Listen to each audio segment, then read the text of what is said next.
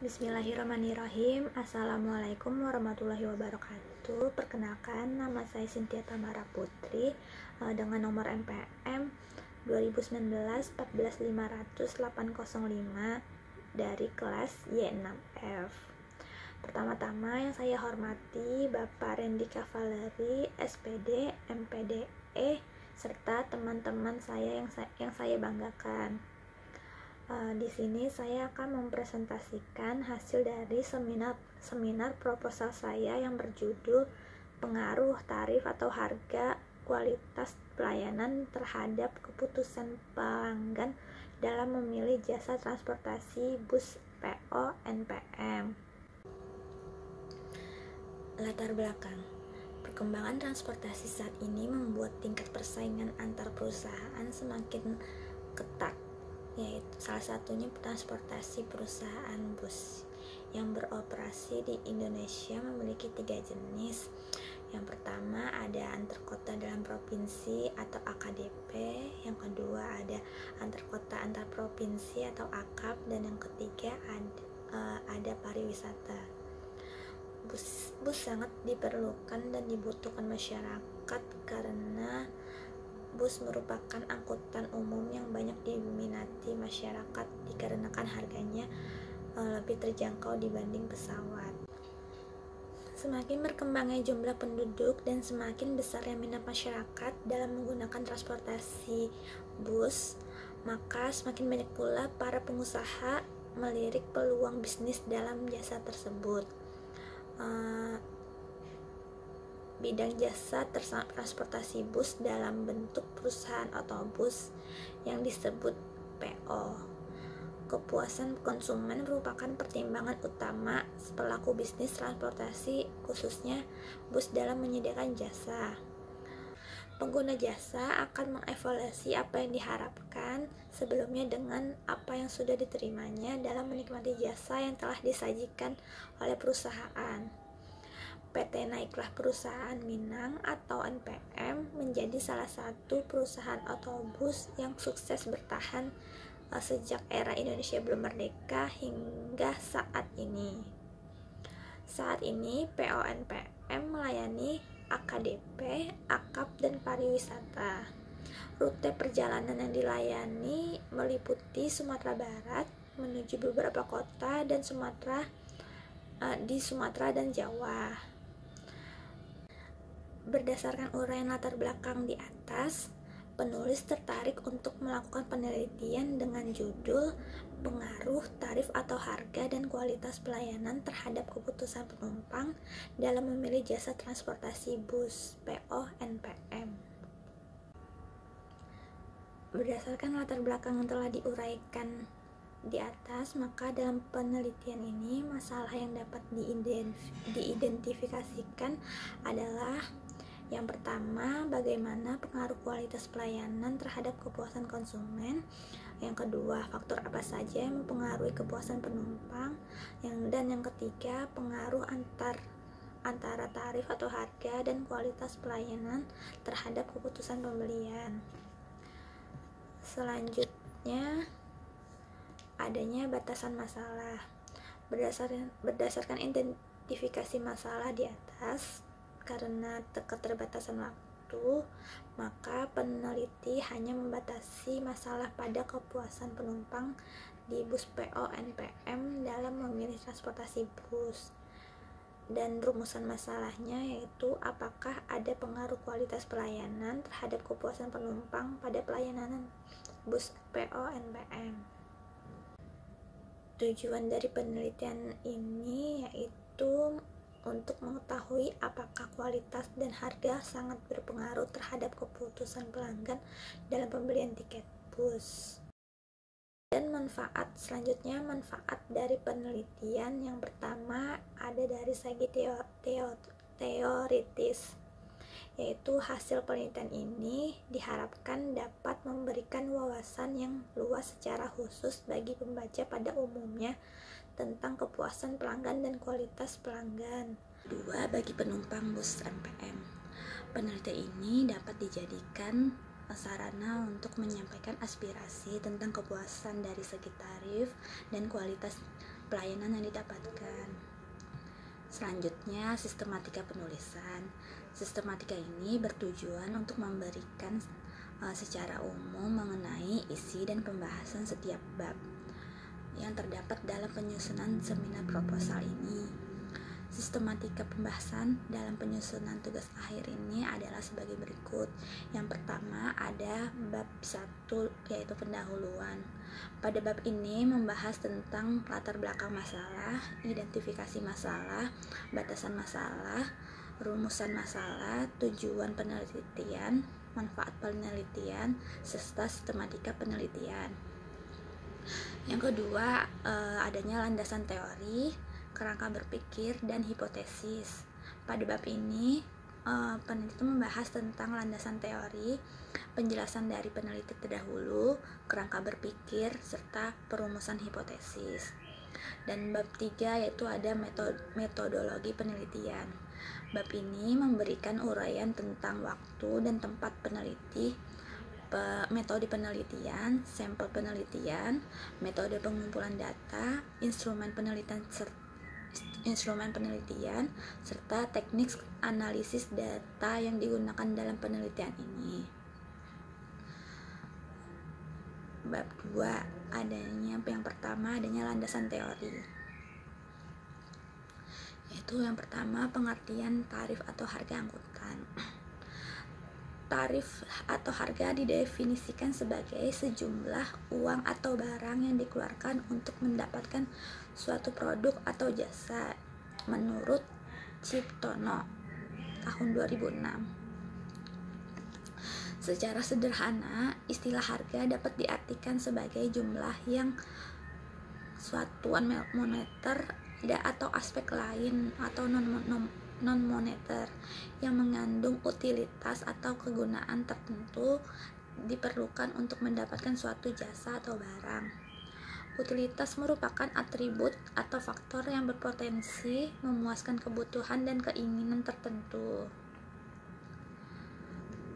Berdasarkan pengertian menurut para ahli, dapat disimpulkan bahwa tarif atau harga angkutan adalah jasa angkutan yang harus dibayar oleh pengguna berjasa, baik melalui mekanisme perjanjian sewa, menyewa, tawar-menawar, maupun ketetapan pemerintah.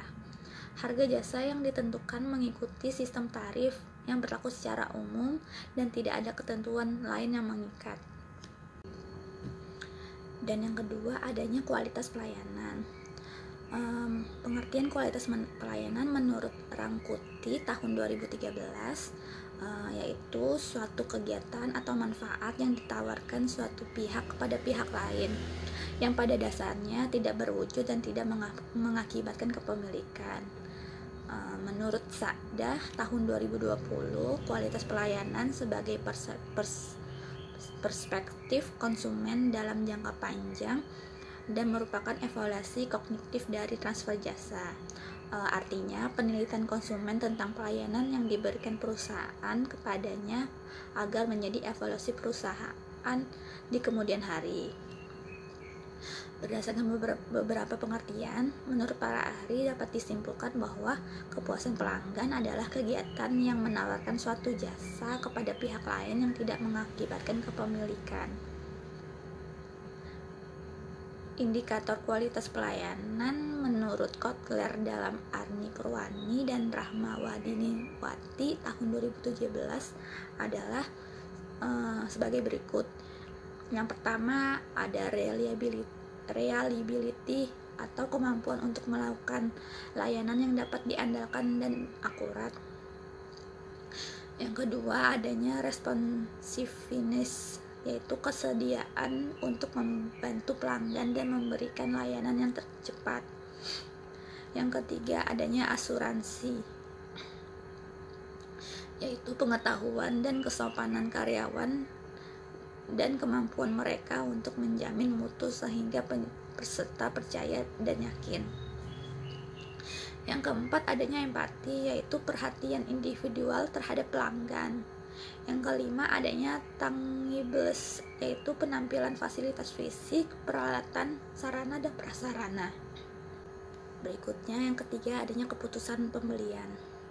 Menurut Buchari Alma tahun 2016, pengertian keputusan pembelian adalah suatu keputusan konsumen yang dipengaruhi oleh ekonomi, keuangan, teknologi, politik, budaya, produk, harga, people, proses, sehingga membentuk sikap dan konsumen untuk mengolah segala informasi dan mengambil kesimpulan berupa respon yang muncul produk apa yang akan dibeli. Faktor-faktor yang mempengaruhi keputusan pembelian menurut Philip Kotler dan Kevin Landkeller pada tahun 2019, yaitu pertama, adanya faktor budaya. Faktor budaya adalah penentu keinginan dan tingkah laku yang tercermin dari cara hidup, kebiasaan, tradisi dalam permintaan dan bermacam-macam barang dan jasa. Yang kedua, adanya faktor sosial, yaitu faktor yang mempengaruhi tingkah laku pembeli. Pilihan produk amat dipengaruhi oleh kelompok kecil, keluarga, teman, peran, dan status konsumen. Yang ketiga, adanya faktor psikologis, yaitu seperangkat proses psikologis kombinasi dengan karakteristik konsumen tertentu untuk menghasilkan proses keputusan dan keputusan pembelian. Selanjutnya, faktor pribadi adalah faktor yang dipengaruhi oleh karakteristik kepribadian seperti umur dan tahap daur hidup, pekerjaan, situasi ekonomi, gaya hidup, serta kepribadian konsumen. Tahap-tahap keputusan pembelian.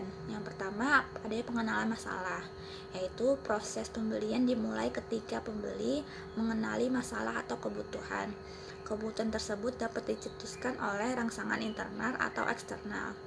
Para pemasar perlu mengidentifikasikan keadaan yang memicu kebutuhan tertentu. Yang kedua, pencarian informasi, yaitu konsumen yang terangsang kebutuhannya akan terdorong untuk mencari informasi yang lebih banyak. Kita dapat membaginya ke dalam dua level, yaitu situasi pencarian informasi yang lebih ringan, dinamakan penguatan perhatian. Pada level itu, orang hanya sekedar lebih peka terhadap informasi produk. Yang kedua, orang itu mungkin masuk ke pencarian informasi secara aktif dengan mencari bahan bacaan, menelpon teman, mengunjungi toko untuk mempelajari produk tertentu. Ada 4 sumber informasi konsumen yang digolongkan, yaitu sumber pribadi seperti keluarga, teman, tetangga, kenalan. Sumber komersial, yaitu seperti iklan, penyalur, kemasan, dan radio. Yang ketiga, sumber publik seperti media massa, organisasi penentu peringkat konsumen, dan terakhir sumber pengalaman seperti pengenalan, pengkajian, dan pemakaian produk. Selanjutnya kita masuk ke dalam kerangka berpikir. Seperti dalam slide ini ada 3 variabel. 2 variabel itu variabel X dan 1 variabelnya itu variabel Y. Variabel X adalah variabel yang mempengaruhi, sedangkan variabel Y adalah variabel yang dipengaruhi. Jadi tarif atau harga dan kualitas pelayanan akan mempengaruhi keputusan pembelian. Selanjutnya, hipotesis. Hipotesis penelitian merupakan jawaban sementara terhadap pertanyaan yang diajukan dalam identifikasi masalah. Hipotesis ini harus diuji atau dibuktikan kebenarannya lewat pengumpulan dan penganalisisan data-data. Berdasarkan data-data di atas, penulis menyusun hipotesis sebagai berikut, yaitu HO tidak terdapat pengaruh kualitas pelayanan terhadap kepuasan pelanggan dalam memilih jasa transportasi bus PO NPM, dan HA terdapat pengaruh kualitas pelayanan terhadap kepuasan pelanggan dalam memilih jasa transportasi bus PO NPM. Lalu selanjutnya ada metodologi penelitian. Yang pertama, waktu dan tempat penelitian. Pertama, waktu penelitian itu, lamanya waktu penelitian itu dan pengumpulan data peneliti membutuhkan waktu sekitar kurang lebih 3 bulan. Itu pada bulan Juni 2020 hingga Agustus 2022. Dan yang kedua, tempat penelitian ini dilaksanakan di Terminal Pulau Gebang yang beralamat di Jalan Pulau Gebang, Cakung, Jakarta Timur. Yang kedua, adanya metode penelitian. Metode yang penulis gunakan adalah metode kuantitatif. Penelitian ini dilakukan bertujuan untuk mengetahui pengaruh antara dua variabel atau lebih. Menurut Nawami, metode penelitian bisa juga diartikan sebagai suatu ilmu yang berfungsi untuk menjelaskan, mengungkapkan gejala-gejala sosial dan gejala alam yang ada di kehidupan manusia dengan menggunakan prosedur kerja yang teratur, tertib, sistematis, dan bisa digunakan secara ilmiah. Yang ketiga ada populasi dan sampel. Pertama, populasi penelitian. Populasi adalah wilayah generalisasi yang terdiri atas objek atau subjek yang mempunyai kualitas dan karakteristik tertentu yang ditetapkan oleh peneliti untuk dipelajari dan kemudian ditarik kesimpulan. Itu menurut Sugiono tahun 2016. Dalam populasi dan penelitian ini, peneliti ini adalah pelanggan populasi dalam penelitian ini adalah pelanggan bus PO NPM. Dan yang kedua, sampel penelitian. Menurut Donald R. Cooper, dituliskan bahwa formula dasar dalam menentukan ukuran sampel mengasumsikan bahwa populasi adalah tak terbatas.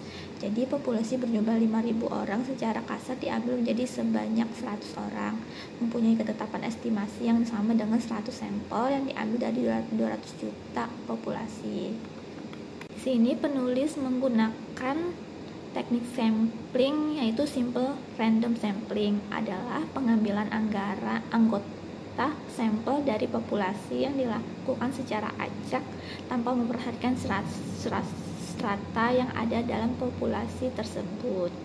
Selanjutnya adanya metode pengumpulan data. Di sini penulis akan mengumpulkan data yang pertama dengan observasi, yaitu teknik pengumpulan data yang dilakukan melalui pengamatan, pencatatan secara langsung terhadap objek penelitian.